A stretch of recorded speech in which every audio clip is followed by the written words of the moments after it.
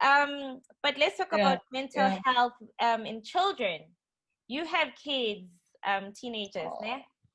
And the youngest person in South Africa to ever commit suicide was a 5-year-old boy who hung himself in a school. Recently, there was a 11-year-old child in Kenya who also committed suicide because, as a birthday gift to his mother, because he felt his mother doesn't love him. And we have so Mm, many of these cases. We have a lot of suicidal children because they are being bullied at school. mm. Oh, Um, yeah. how what do you say to your children, number one, to make sure that, or to try and get a feel if they are the bullies or they are being bullied? And what do you Mm. do, how do you talk to them about mental health issues to just make sure that their emotional well-being is intact? So, because of I was very conscious to the challenges of mental health early on. Mm, I kind of like was very conscious about advocating in my house with the kids, owning our emotions and expressing ourselves and not bottling up, like starting very early. mm, uh, you know, why are you crying? What's making you feel sad? Who said what, who did what? How does that make you feel?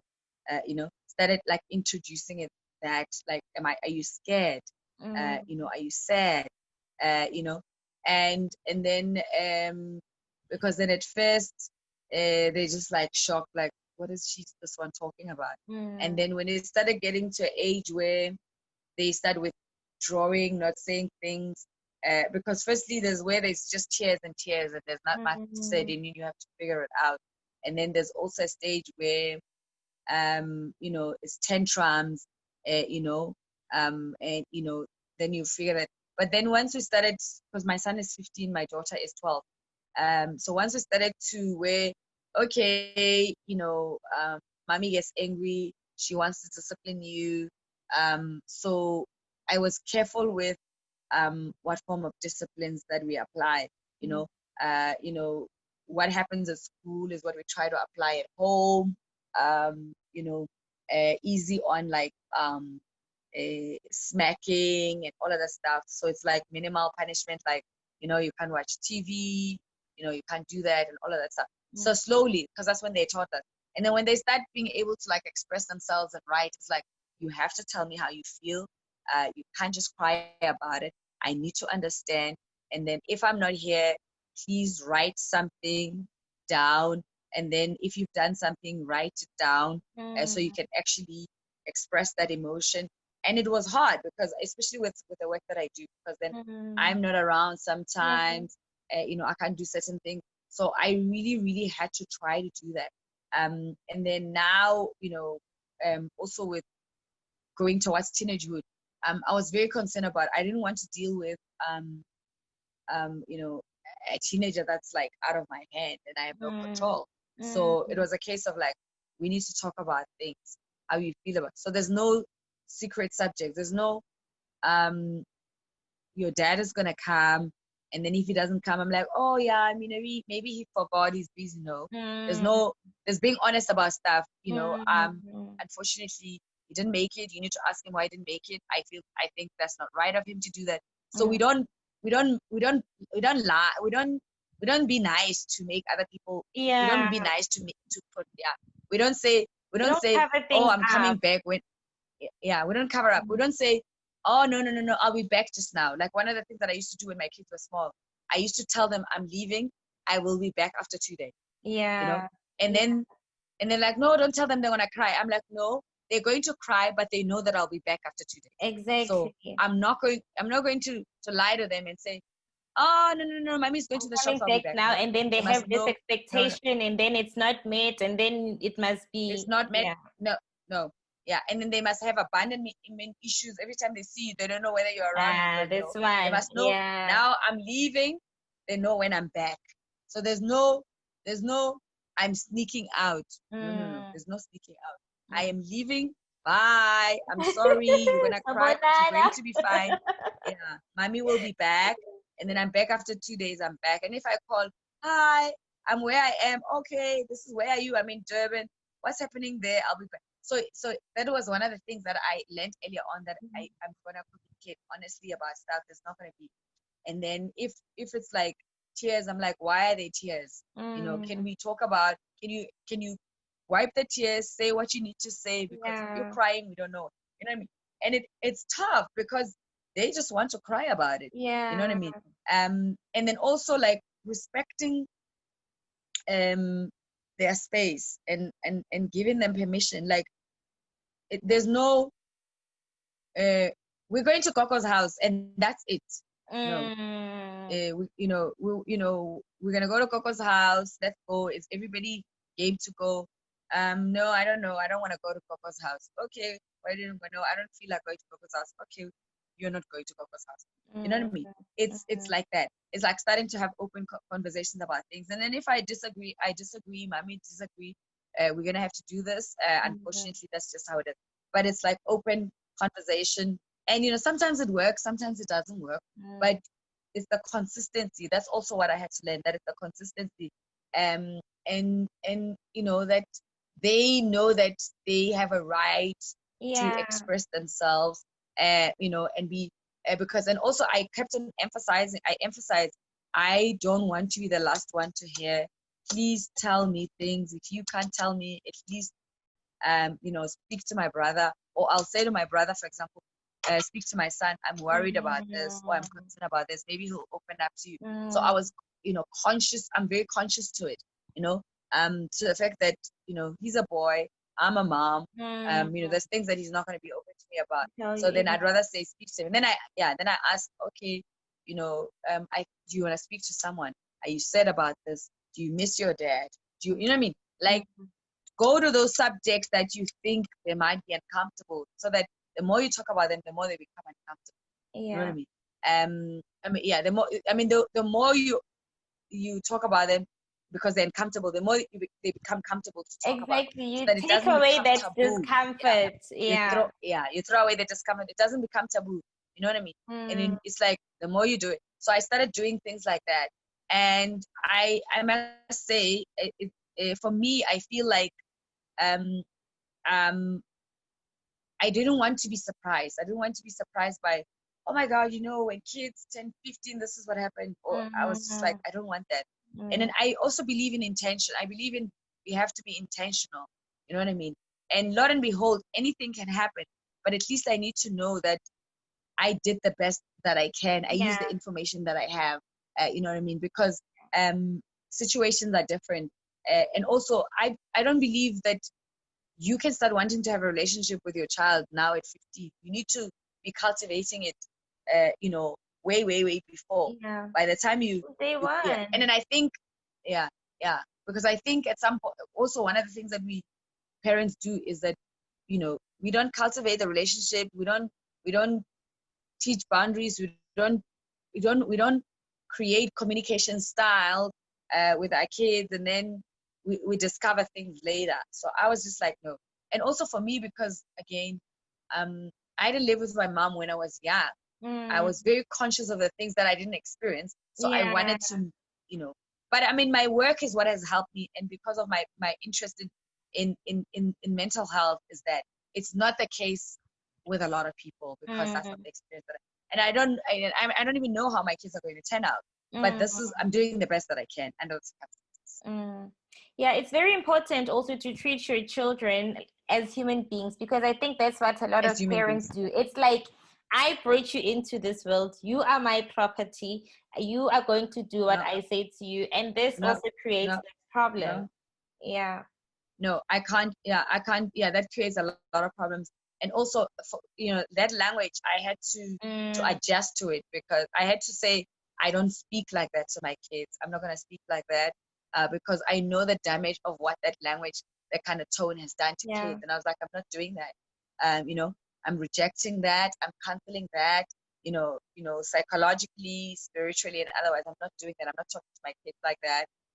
I don't say such things. I don't say, you will listen to me what I say. No, I don't do that. I'm like, let's hear each other out. The other day, I was saying to my daughter, oh, please wear this outfit or whatever. And she was like, I don't like this shirt, baby. I don't like it. And I was like, oh, but it's so nice. I really like. She was like, no, I don't like it. I was like, why don't you like it? She was like, it's my body. I don't like it. I was like, oh, Okay. okay. We're not going there. Okay, There is take no it out. comeback But for that don't. one. It's my body. What's she gonna say? Yeah, yeah. So and it's like that, and it's also because I have two kids, it's learning the other one's emotional way of expressing himself, and then the other one, and then Yeah. I've learned my son does it differently, and this one, and then and slowly, but more than anything else for me is because I forced myself be present, be conscious, be present, be Mm, conscious, be present. mm, I constantly remind myself because I don't want to miss it. So even with my helper at home, I'm like, okay, what did this one do today? What did they say? Okay, mm. why did they do that? And why didn't you tell me when they did it? I need to know. You know what I mean? So I've I, I've constantly been repeating, there will be no secret. I Yeah. will know what I need to know. You will have to tell me. And if you don't tell me, how am I supposed to know? How do I help you when I don't know what the problem is? If you don't Yeah. ask, how can I help? You know what I mean? If you said, and I don't know, how am I going to help? So it's like I'm constantly saying, I'm here, talk to me, say it loud. I want to know you know what I mean? Yeah. And don't wait for for a crisis. Like even these things like bullying and concern, like my son, I'm like, what is your understanding of concern? Let's engage. You know what I mean? And also saying, um, what he's gonna say at 13 is not what he's gonna say at 14.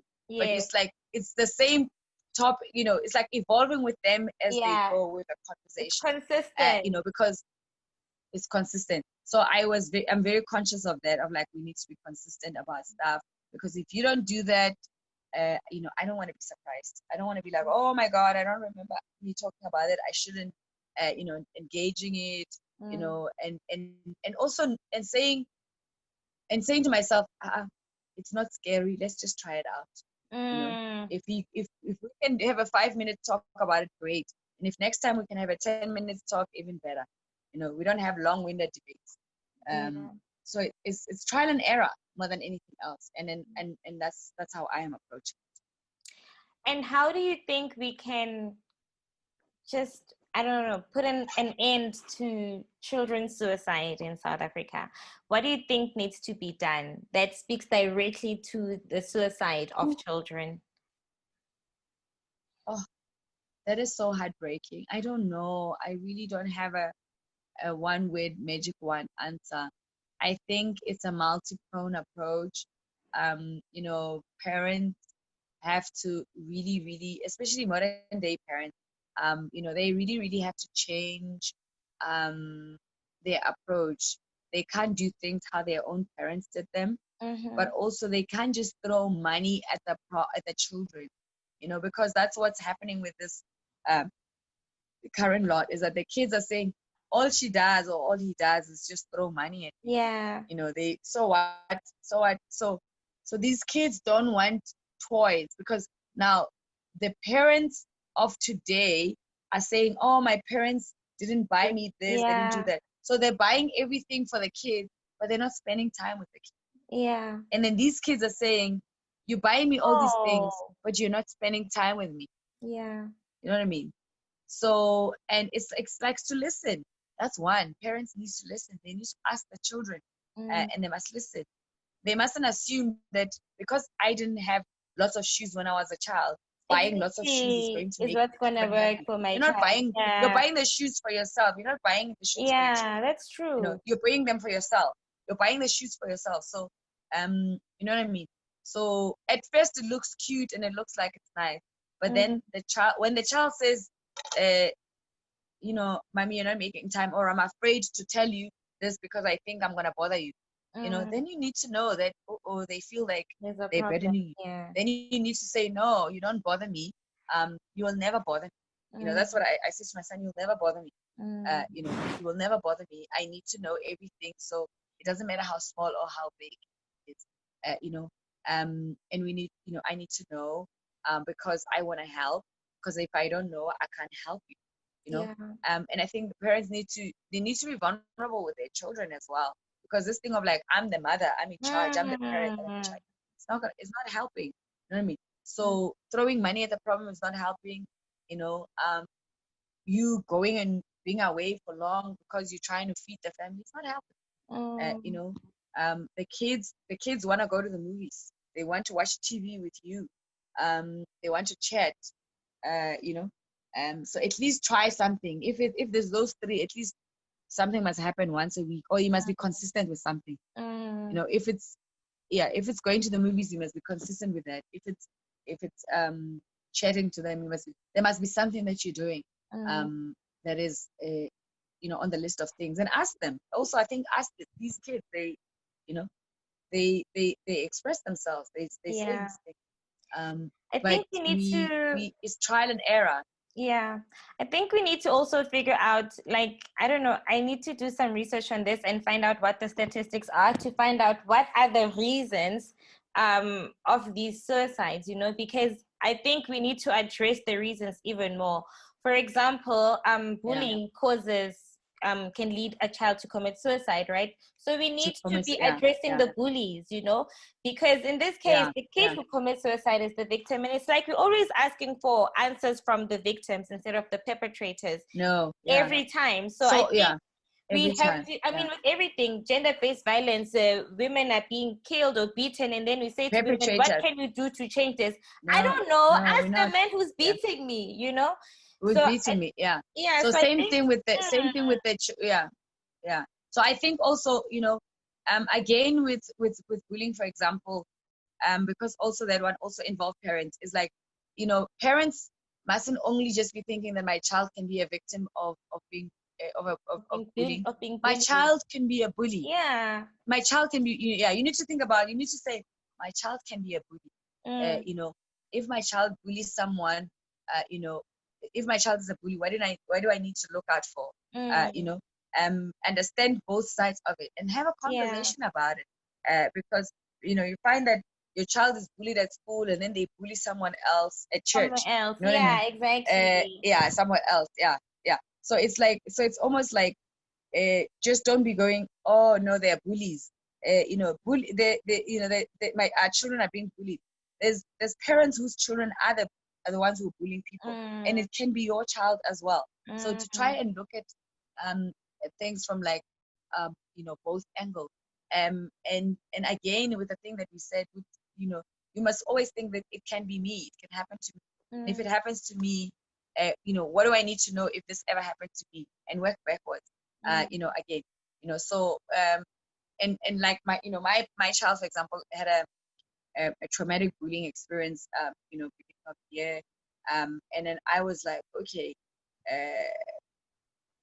you know, I need to understand what happened. You know, how do I help him first? You know, and then how do I understand what happened at the school?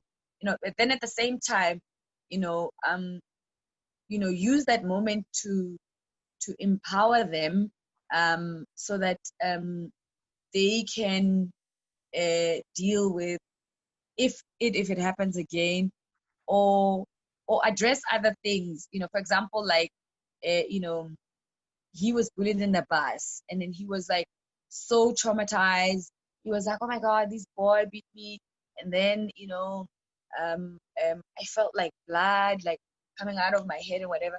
And then I was like, I used that moment to say to him, okay, there's a difference between you feeling blood and actual blood coming out. You know what I mean? Because now, yes, you know, you're a victim here. You imagine that there was blood, but when we go in front of the principal to talk about what happened, when you start saying that you felt blood but there's no blood, then right there already, we don't want to make you a witness that's not credible. So, you know, let's calm down. Let's understand what happened. Let's separate what happened and what we think is what happened, so that you don't extremely traumatize yourself. And then as me as a parent, I'm not reacting with the fear of the child. I'm saying, okay, this incident happened. How do we fix that? But how do we make sure that you come out confident out of this, and that you're not double victimized, and that you're not so Yeah. traumatized that you're living with this fear in your head that just because you were sweating, you think it was blood. You know what I mean? And all of that stuff. And somebody might say, no, but how could you do that? I was like, but there was no other opportune moment to Yeah. actually discuss that, because if I'm going with, and then he says he fed blood and whatever, I'm going to the school, I don't want him to sit in front of those teachers and sound like a kid who's imagining things. You know what I mean? Because it's like, then it's like, it victimizes him when now they start saying, yeah, but he even said that there was blood, and then now the other boys are going to make fun of him. No, we're not going to do that. We use that to equip him to talk about it honestly, so that then he can be able. And then it was a case of like, it happened today. You give him time to sleep over it, to process it, and by the time he goes there, he's calmer, he's more confident, and you're not reacting like a bully yourself, as a parent of it, you know what I mean? Because you can't fix violence with violence. Yeah, You know because what I mean? it's But very I mean, easy to just be like, what?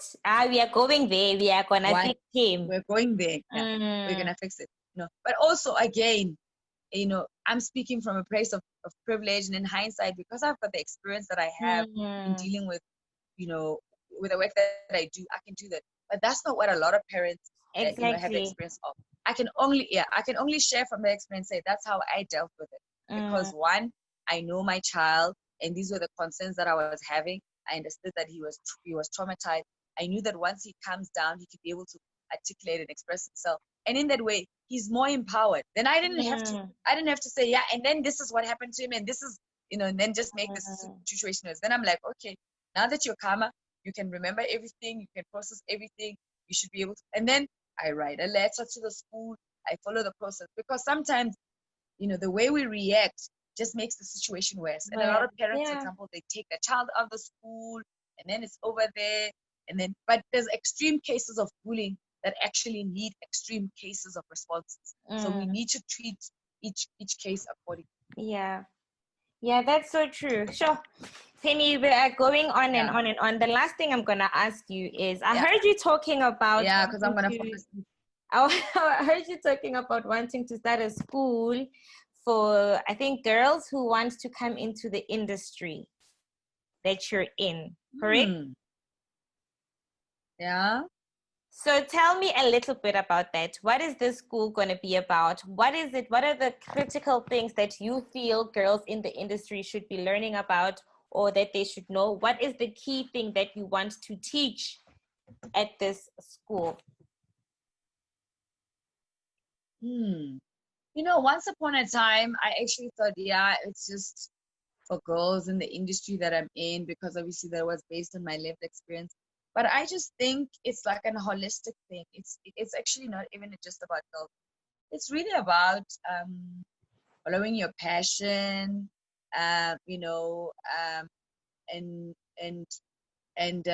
pursuing your dreams with understanding that you're not going to find a red carpet laid for you to go in there and do what needs to be done. That there's a lot of work that you need to do on yourself, the self-actualization, there's mental strength that you need to build, and there's accountability and responsibility that you should take for yourself, and the spaces, the opportunities that you're blessed, to influence it. So it's more than like, it's not even more about theory. It's more like a space where you can be coached to just reach your full potential, whether you end up being in media or not. You know what I mean? It's wherever you end up, but it's about understanding self, more than anything else, because whatever it is that you end up doing, it's like you have to come to a place of understanding self, because self is who's going to be with you all the time, everywhere, that you go. And that's why I'm saying that it has evolved over time, because at first it was vetted in, these are the experiences that I've had. How do I make sure that no one else goes through these experiences? But I realized that these traumas happen, elsewhere. They just don't happen in, in media, and so that's really, what it is. It's really for people who say, oh, you've been so resilient, you've been persistent, and it's like, how do I impart that, in an organized, formatted way, and that's really where I would say it is sitting. So it's not like, okay, I'm not going to teach people how to prosper and perspire and whatever.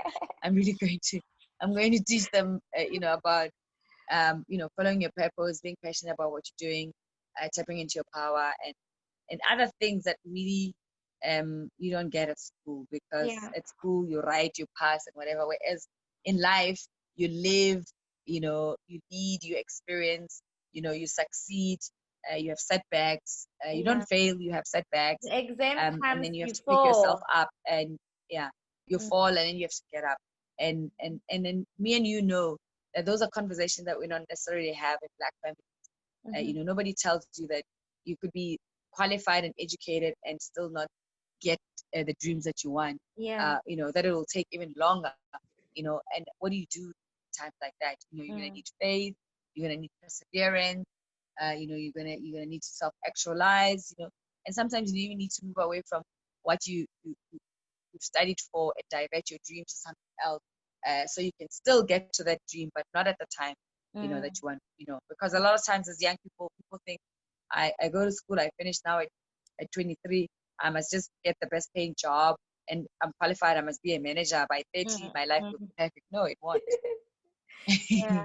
It won't. That is so true. Yeah. Well, Penny, thank you so much for your time. Thank you so much for your patience. I know you've been trying to do this like for the past 100 years, Woo! and it's finally happened. So thank you so much. I really appreciate it. Thank And you. all the best, Thank all the you. best with everything that you do. I really think that this school should happen. I'll be there if you need anything from me. I will be there either as help to you or your first student. Either way, okay, I will be there. So Yeah. all the best with that, all the best with all the work that you do. Thank you so much for all that you do. Thank you for being so authentic. Thank you for being always true, always keeping it 100% real. It is so necessary. It is so important. It is much appreciated in this world where everything is just all flakes and lights and all this fake stuff. We really do need people who keep it real, who tell it like it is, who tell the truth, who emphasize and work on the importance of mental health. So your work does not go unnoticed. It is appreciated. And thank you so much. Okay. Thank you. Thank you very much. And good night. God bless. I'll catch up with you Thank you soon. so And much. then and we'll do that center for those kids in Deep Blue and No, elsewhere. listen, we Yeah. will do that center for kids. And then me, I will be the one to kidnap them. Shame. I am telling you Yeah. that for free. Okay. Okay. Bye. Thank you so much. Bye. Good night. All right, and there it is, ladies and gentlemen. That was Penny Lebyane sharing with us her experiences, her journey, how she does things in terms of parenting, in terms of managing her work, the importance of looking after yourself, your body, your mind, your spirit. Yeah, it's been a good one. Thank you very much for joining us. Until the next one, lots of love, lots of light, and perfect mental health to you and your people.